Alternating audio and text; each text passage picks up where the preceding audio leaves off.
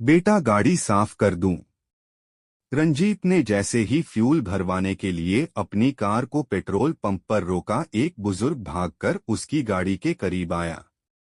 नहीं अंकल, अभी थोड़ी जल्दी में हूँ, यह कहते हुए रंजीत ने उस बुजुर्ग को टालना चाहा, लेकिन वह बुजुर्ग उससे विनती करने लगा, बेटा 10 मिनट भी नहीं लगेंगे, थोड़ा ठहर जाओ, मैंने आज सुबह से अभी तक कुछ नहीं खाया है, 10-20 रुपए दे देना बस। बुजुर्ग की हालत देख रंजीत को उस पर दया आ गई। अंकल मैं आपको रुपए दे देता हूँ, आप कुछ खा लीजिएगा। यह कहते हुए रंजीत ने अपनी जेब से बटुआ निकाल लिया, लेकिन बुजुर्ग ने यह कहते हुए रुपए लेने से इनकार कर दिया कि बेटा मैं भीख नहीं ले सकता। अंकल यह भीख नहीं है, मैं आपकी इज्जत करता हूँ।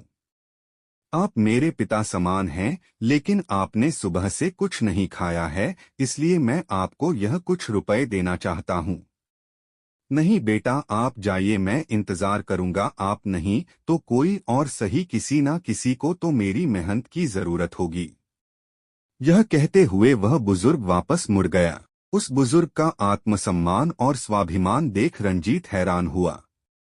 वह बुजुर्ग उसे कोई आम इंसान नहीं लगा, इसलिए रंजीत अपनी कार छोड़ उस बुजुर्ग के पीछे आया। अंकल क्या मैं आपसे 2 मिनट बात कर सकता हूँ? बोलो बेटा आप कहाँ रहते हो? यहीं। यहाँ कहाँ? यह पेट्रोल पंप ही मेरा ठिकाना है, मैं यहीं रहता हूँ। आपका कोई घर द्वार भी तो होगा ना? घर था लेकिन अब नहीं रहा। मैं कुछ समझा नहीं अंकल, बच्चों को पढ़ाने और लायक बनाने के चक्कर में मैं अपना घर बेचकर एक किराए के मकान में रहने लगा था। अंकल अब आपके बच्चे कहाँ रहते हैं? रंजीत को जिज्ञासा हुई। एक विदेश में है और दूसरा यहीं इसी शहर में। अंकल आप उनके साथ क्यों नहीं रहते? बेटा उनके घर में मेरे रहने लायक कोई जगह नहीं है। क्यों अंकल? मेरा एक बेटा इंजीनियर है और एक डॉक्टर, मुझे लगता है उन दोनों की कमाई अच्छी खासी होगी, है ना अंकल? हाँ बेटा, मेरा एक बेटा इसी शहर में डॉक्टर है, 60,000 रुपए किराया देकर एक बंगले में रहता है, 25-30 लाख की गाड़ी से चलता है, लेकिन मेरे लिए उसके पास कुछ नहीं है। यह कहते कहते उस बुजुर्ग की आंखों में आंसू छलक आए। अंकल आप अपने बच्चों पर आपको गुजारा भत्ता देने के लिए कोर्ट में मुकदमा दायर क्यों नहीं करते? आखिर आपने अपना सब कुछ देकर उन्हें कमाने लायक बनाया है।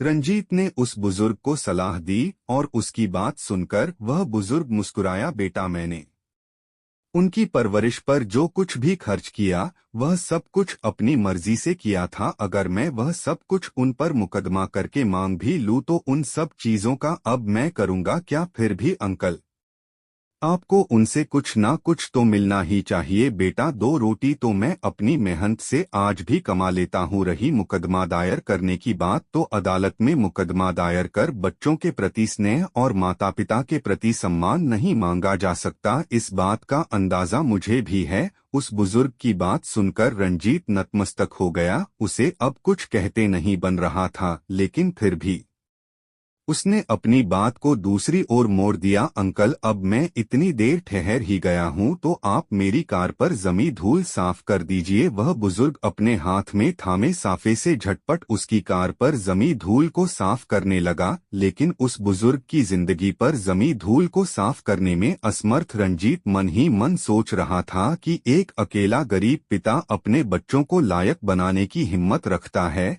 लेकिन जवान होने पर वही बच्चे सक्षम होने के बावजूद अपने बुजुर्ग हो चुके माता पिता को संभालने की हिम्मत क्यों नहीं दिखाते। इसी उधेड़बुन में खड़े रंजीत ने उस बुजुर्ग के सामने एक ऑफर रखा। अंकल मेरे पास गाड़ियों का एक शोरूम है, अगर आप चाहें तो वहां गाड़ियों की देखभाल का काम कर सकते हैं।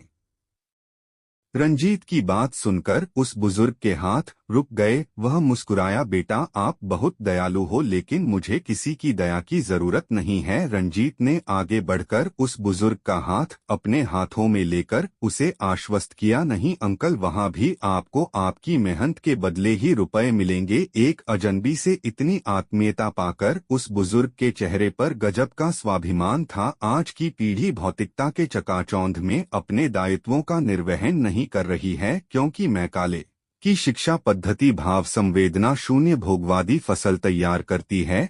क्या उस बुजुर्ग ने बच बच्चे को अच्छी शिक्षा देकर उसकी खुशहाली के लिए अपने दायित्वों की पूर्ति कर गलती की, यह आज के माहौल में बच्चों के लिए विचारणीय है।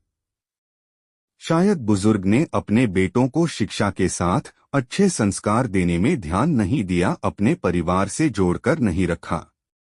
अच्छे संस्कार न सिर्फ बेटे को बल्कि अपनी पुत्री को भी दें। शायद आपकी बेटी जिस घर में जाए उस घर में ऐसी स्थिति न आने दे। बच्चों को सदैव ईश्वर से जोड़कर रखें।